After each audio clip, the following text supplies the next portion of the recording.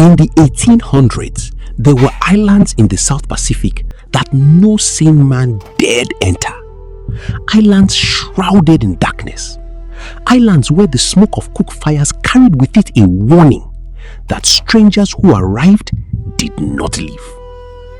These were the Cannibal Islands. And yet, God sent men there anyway. They were ordinary men, evangelists, missionaries, preachers of the gospel. Men who had heard the voice of God in the deep hours of the night and answered with one word, yes. They did not go armed with swords. They did not go with armies or shields. They carried Bibles. They carried prayer. And they carried a faith so stubborn that not even death could silence it.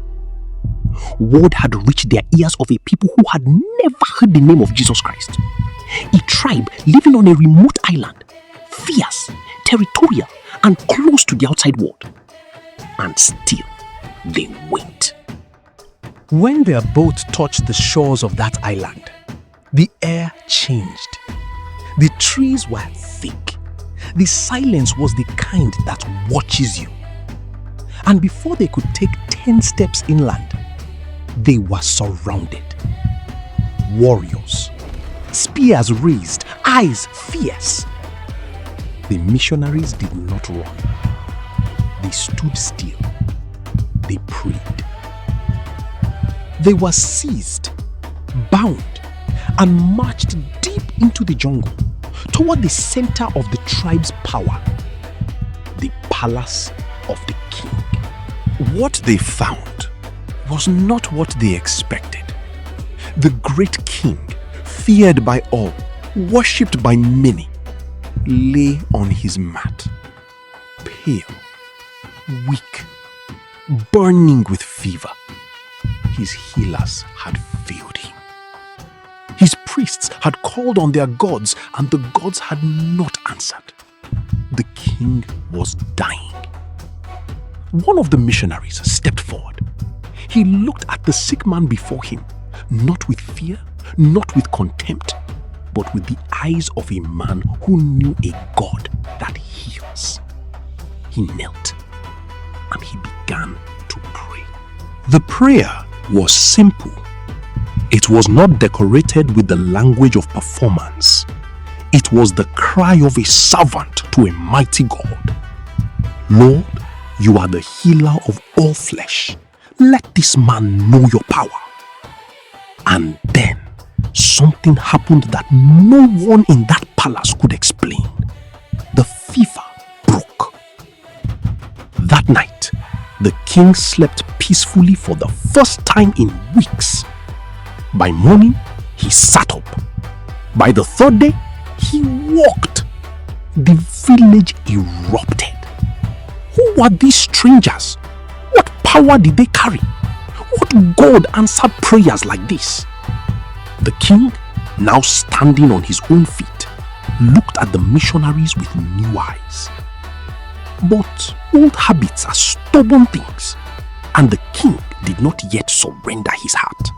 Months passed. The missionaries remained. They preached. They prayed. They loved the people. And then one morning, the king fell ill again. This time was different. This time, the sickness moved fast. This time, the healers stood back and said nothing. This time, the priests were silent. And in the early hours before dawn, the king died. A wail rose from the palace. A wail that swept through the village like wind through grass. The king was gone. But here is where the story takes a turn that no man could have written. In that space between this world and the next, in that moment that only the dying ever see, the king was not alone. A presence entered the darkness. Not terrifying, not distant. A light, a voice. And the voice said to him, "Go back. Go to those men. Believe what they have told you. The God they serve, I am He." What happened next shook the entire island. The king, the dead king, came back. He opened his eyes. He breathed. He rose. And the first words from his lips were not a command. They were not a declaration of war. They were a question. "Where are the missionaries? Bring them to me." When they came, he looked at them, this man who had been to the edge of eternity and back, and he said, "I saw your God. He told me to believe you. I believe."